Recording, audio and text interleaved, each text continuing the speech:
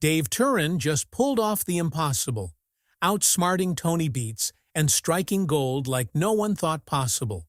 We're talking $85 million worth of raw Yukon gold, hidden under layers of ice and secrecy, and a rivalry that's now hotter than ever. Forget the old gold rush battles. You've never seen strategy this sharp, deception this bold, or a play this daring. Tony thought he had the Yukon mapped, every claim cornered, every vein accounted for.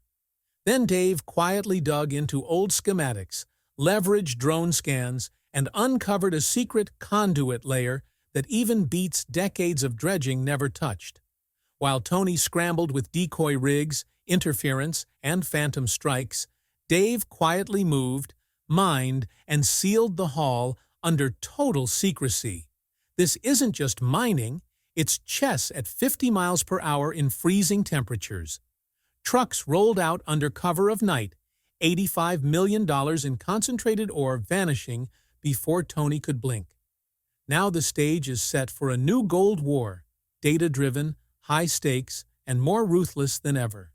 Stick around, because what Dave found, how he pulled it off, and what comes next will shock everyone.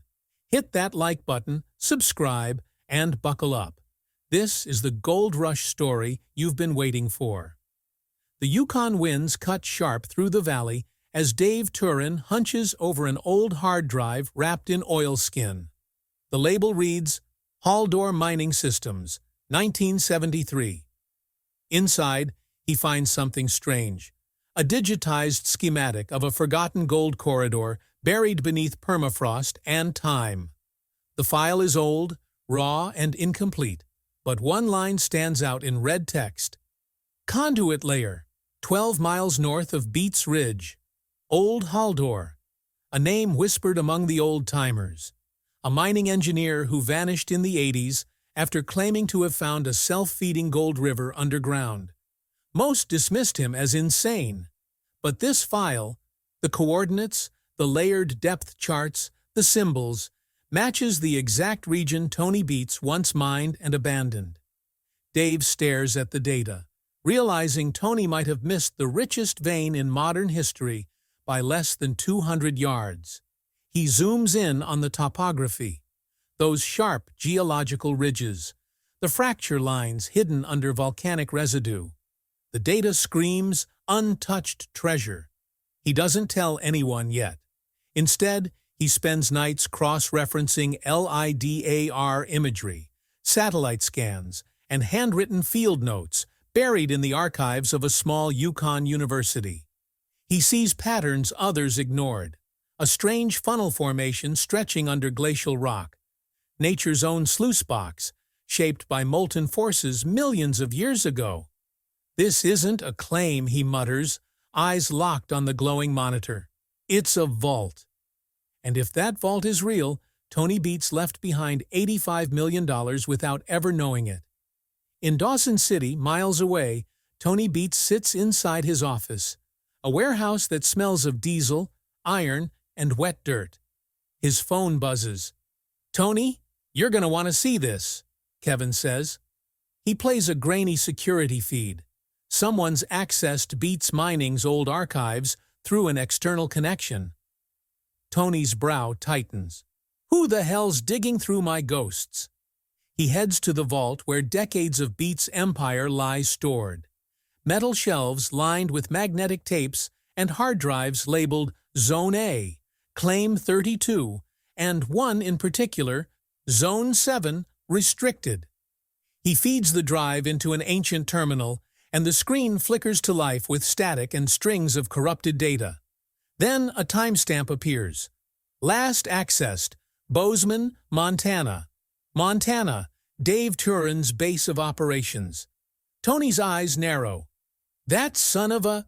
He calls Monica, his tech-savvy daughter, who's been running analytics for their modern claims. Recover everything from Zone 7, he orders. Every deleted byte, every map, every scan. Monica digs through the data, uncovering encrypted map layers long buried beneath legal filings and survey logs. She reconstructs the terrain overlays. And there it is. Thermal activity at Beets Ridge. Her jaw drops. Dad, this can't be right. That site's supposed to be dead ground. Tony slams his fist on the table.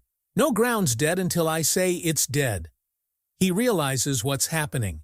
Someone is reawakening his past, digging into the one place he abandoned, not because it was empty, but because it was too unstable to mine. The realization hits him hard. Dave's not just mining gold. He's mining Tony's history. Far away, Dave Turin's crew unloads heavy machinery under cover of fog. No film crews, no sponsors, no bright yellow excavators this time. Just matte black trucks and a disguised trailer marked Yukon Forestry Survey. Inside that trailer, it looks nothing like a mine site. Banks of monitors, thermal rigs, and signal receivers hum with energy. This isn't a gold camp, it's a command center. A massive digital screen glows in the dark, showing a living 3D map of the valley floor. Every pulse of red and orange represents electromagnetic anomalies, potential mineral concentrations. The air is tense, focused, silent except for the rhythmic hum of processors. Dave stands in front of the screen, hands clasped behind his back, like a general surveying a battlefield. "Lock the coordinate spread," he orders. His two newest recruits, known only by their aliases Vega and Sol, are not miners. They're data scientists, former oil prospectors turned rogue consultants. They don't swing picks, they wield algorithms. Sol types rapidly, voice steady, running the thermal density overlay. "We've got a heat spike on layer 12. The monitor zooms in, revealing a subsurface vein pattern twisting like a serpent under the rock.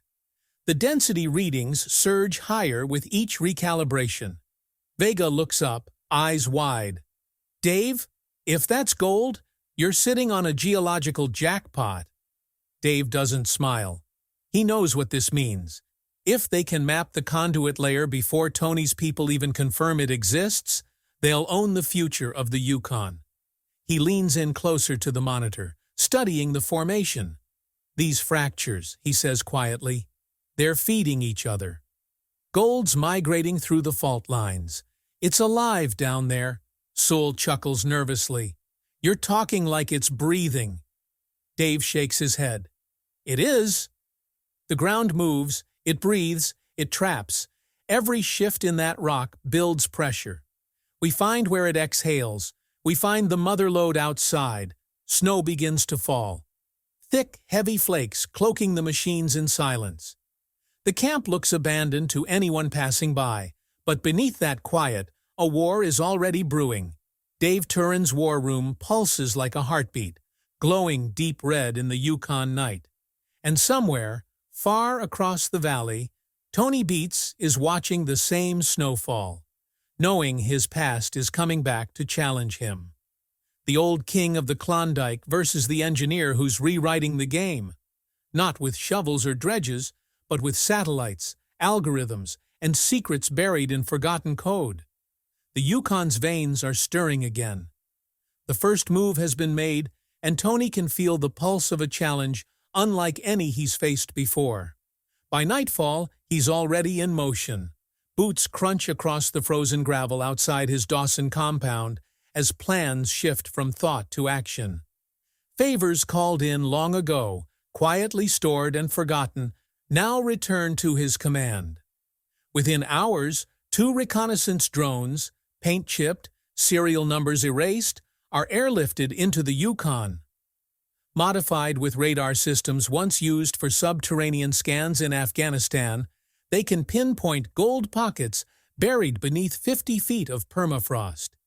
Kevin Beets oversees the launch. The drones slice through the cold air like black vultures, their sensors painting the earth in electric hues. Data feeds stream into Tony's monitor, red for mineral-rich, blue for void. The readings start clean, but soon they show something strange. Multiple hotspots, too many, from Moose Creek to the ridge north of Hunker. "That doesn't make sense," Kevin mutters. No formation produces that kind of pattern. Tony leans in, eyes narrowing, unless someone's planting the signal. The next day, Tony's counter-operation begins. He orders decoy rigs planted all over the Yukon, each fitted with transmitters broadcasting false gold signatures. When rival prospectors scan the terrain, the data lights up like Christmas. Thousands of ounces where none exist. Within hours, radio chatter explodes across mining channels. Everyone's hearing about phantom strikes, sudden gold zones that vanish as soon as the drills go down. It's chaos by design. And Tony is grinning through it, cigar clamped in his teeth, watching confusion ripple like wildfire. But that same interference ripples straight into Dave Turin's field equipment. His instruments start spitting noise. GPS coordinates jump by meters every hour. Satellite uplinks blink in and out. Vega, hunched over the console, curses under his breath. Someone's jamming us. Full spectrum interference. Sol recalibrates the sensors and shakes his head. That's not random. That's a directed pulse. Someone's playing chess. Dave watches the corrupted data scroll across the monitors. Tony's fingerprints are all over it. He exhales slowly, then cracks a rare grin. You want to play games, Beets? Let's play within 48 hours. Dave builds his response. Using his crew's heaviest excavators, he stages a complete decoy site. Floodlights blazing, wash plants roaring, fuel drums stacked in plain sight. From the air, it looks like a full-scale mining operation. He even positions fake sluice boxes, empty steel frames with mirrors to bounce sunlight like gold shimmer. The setup looks expensive, loud, and irresistible. Then comes the bait. Vega posts a harmless comment in an old prospector forum under an alias, mentioning massive black sand pockets at 64 degrees north. Tony's scouts monitor that board religiously. The coordinates are carefully falsified, just close enough to be believable. It takes less than a day. Tony's convoy rumbles toward the false coordinates, massive excavators crawling through the tundra like beasts. Helicopter footage catches the moment Kevin radios in. "We found it, Dad!" Full operation. He's here. Tony doesn't even wait. He floors his pickup through mud and ice, cameras rolling, certain he's about to expose Dave's secret. But when they crest the ridge, what they see is nothing but smoke and mirrors. Floodlights glare against empty dirt. The sluice boxes are bone dry, the gravel untouched. The gold is nothing but reflective tape glinting under lamps. Tony's face hardens. "He's mining ghosts!" he shouts, voice echoing across the barren slope. Meanwhile, 3 miles north, Dave's real crew works in silence. The true dig site hides deep in a frozen valley, wrapped in fog and silence. No drones, no noise, just machinery moving methodically under camo netting. Sol monitors the sensors. "No interference here," he says. "Clean data." Dave nods. "Good. Keep it that way." The scanners pulse with rhythmic precision, painting the underground in luminous shades of gold and silver. Then, an anomaly. A thin, elongated reflection slicing through the bedrock. Vega freezes mid-scan. What is that? The fissure is narrow, about 3 feet wide, but the signal density is off the charts, pure metallic saturation. "Run the conductivity test," Dave orders. The results spike. The numbers flash red, so dense it overrides the calibration. Dave leans over the terminal. "That can't be right." Vega double-checks. "It's right. That's a live metallic vein, unoxidized.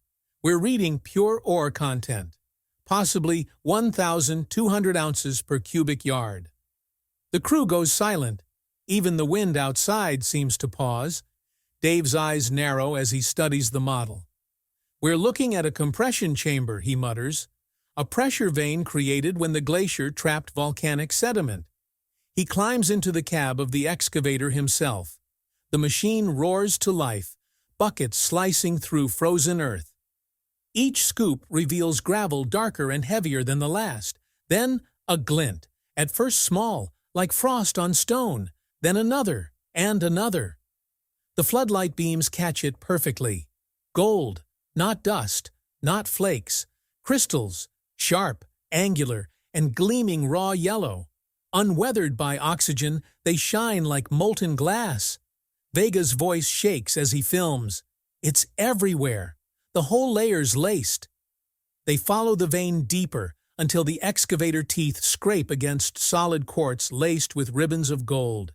It's not a vein anymore. It's a network, a living artery of precious metal twisting through ancient rock. Dave shuts off the machine and steps down into the pit, boots crunching against gravel that sparkles underfoot. He crouches, scoops a handful of the dirt, lets it pour through his fingers.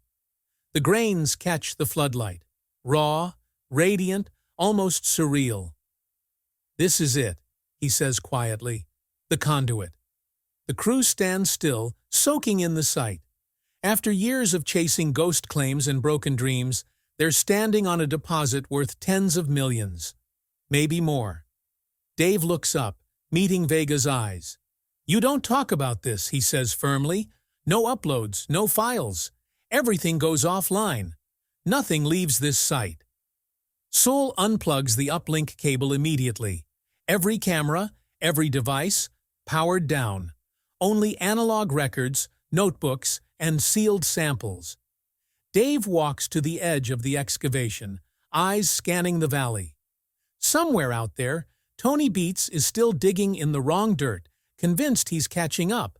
But here, under a mile of untouched ground, Dave Turin has found the Yukon's beating heart. Snow begins to fall again, muffling the sound of engines. The lights dim to half power. The camp glows faintly in the dark, gold shimmer hidden beneath earth and silence. No one speaks. They all know what it means.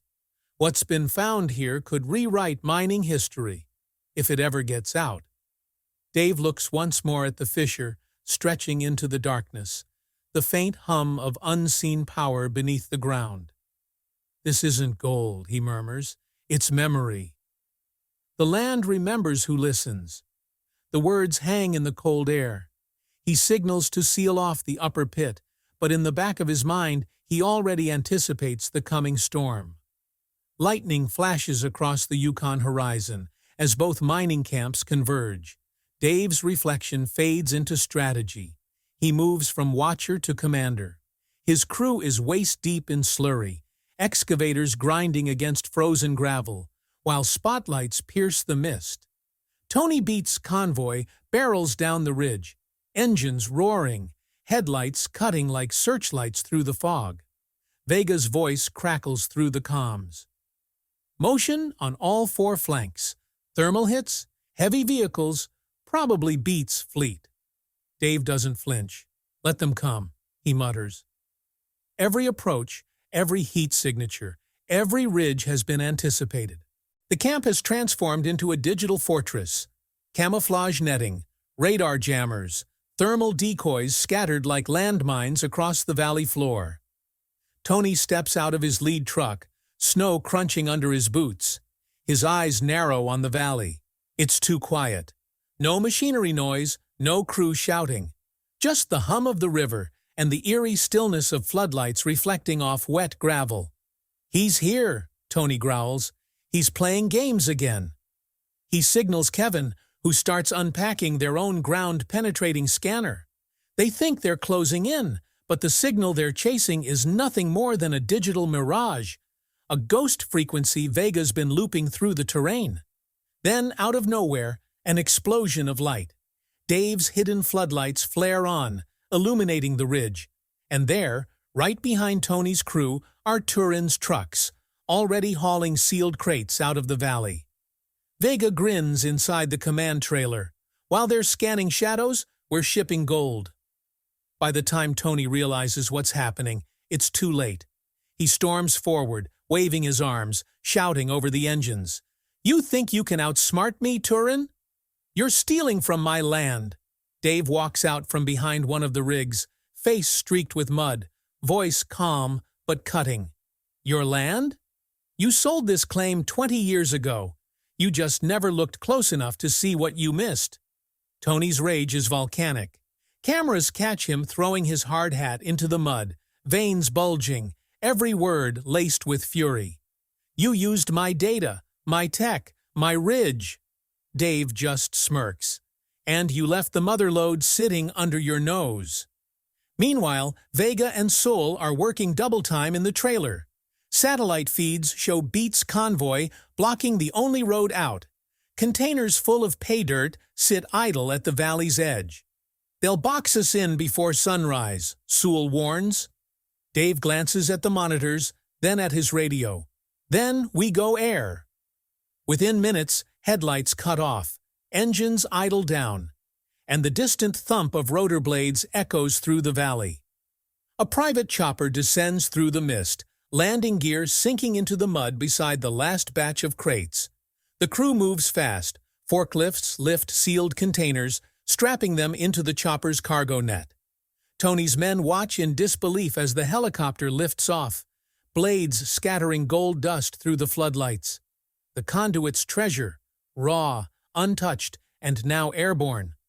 Tony screams over the roar. You can't hide it forever, Turin. The government'll come for you, and I'll be right behind them. Dave doesn't answer. He just watches the chopper vanish into the northern sky, the sound fading into the wind. Then he turns back to Tony and says, You taught me one thing, Tony. Gold doesn't belong to the loudest man. It belongs to the smartest. As the confrontation simmers, both camps remain under floodlights. Tony's crew starts digging, desperate to find what's left, but the soil's been stripped. Only fragments of tailings and frozen gravel remain. His sensors ping weak traces of residual gold, but nothing close to what Dave pulled. He cleaned it out, Monica mutters, scanning her tablet. Every ounce of it. Tony doesn't respond. He just stares at the empty pit, fists tightening. Meanwhile, back at the mobile command unit, Vega finishes uploading encrypted assay data to an offline vault. 85 million at current spot price, she says quietly. Dave doesn't even smile. His eyes are fixed on the ridge. He knows this isn't over. Beets will regroup, re-strategize, and come back harder. The rivalry isn't ending. It's escalating. As dawn breaks over the Yukon, the battlefield of mud and machinery glows gold in the early light. Dave's convoy rolls out silently. Engines low, tires crunching over ice. Behind them, Tony's operation sits half dismantled, crews exhausted, tension thick as diesel smoke. No one says it aloud, but everyone feels it. Something has shifted in the hierarchy of the goldfields. Dave Turin just did what no one has done in decades. He beat Tony Beets at his own game. Not with brute force or brute machines, but with strategy, code, satellites, and precision deception. As the final truck disappears into the fog, a single drone circles high above, its camera trained on the empty conduit pit. Down below, a fragment of gold vein catches the fading sunlight. Untouched, waiting. The spark has been lit, and the night is far from over. Dave steps onto the ice-crusted ground, boots crunching, eyes following the ridge where Tony now waits. The engines hum low, the floodlights slicing through fog, casting long shadows across the frozen valley. Silence hangs between them. No yelling, no cameras, no crew chatter. Just the tension of two titans sizing each other up under the midnight Yukon sky. Tony moves first, voice low, measured, almost calm. Split it 50-50, he says, gesturing toward the empty pit. Half the claim, half the haul. Call it a partnership. Clean. Easy Dave tilts his head, unreadable, weighing every word. He knows this is more than negotiation. It's a test of ego, strategy, and patience. Without hesitation, he shakes his head. Not happening. Tony frowns, stepping closer, boots crunching against gravel that sparkles faintly under the floodlights. You know you can't keep it all. The law, claims, permits, mining rights, they're on my side if this goes to court. Dave reaches into his jacket and pulls out a thin stack of papers, glinting under the lights. Mineral certifications, legal and verified, stamped 48 hours ago, confirming his exclusive rights to the conduit layer. Tony's eyes widen slightly as the weight of the reality sinks in. The legal war, the fight for legitimacy, is over before it even began. Dave turns, glancing back toward the crew hidden behind camo netting. Machines idle but ready, trucks waiting, equipment sealed and mapped. He gestures subtly, and the operation begins to move silently, like a shadow army preparing for extraction. Tony steps back, jaw tight, knowing that whatever he thought he controlled is slipping through his fingers. By midnight, trucks are rolling from the site, low profile, headlights dimmed, engines humming through the frost. Each carries concentrated ore bags, carefully sealed, stamped under the cover of government escort. The manifests read geological research material, nondescript and official, leaving no trace of the staggering value inside. An estimated $85 million of pure gold hidden in plain sight. The operation moves with precision. Dave's crew works like clockwork, navigating icy switchbacks and logging roads, shuttling container after container toward Whitehorse. They're ghosts, leaving no evidence, no cameras, no reporters. Only the crunch of tires on gravel, the distant hiss of exhaust in the cold night. The conduit pit is gradually emptied, every last trace of its treasure removed without a single footprint betraying the haul. By sunrise, the site has been transformed. Tons of gravel cover the dig zones, leveling the pit to match the surrounding terrain.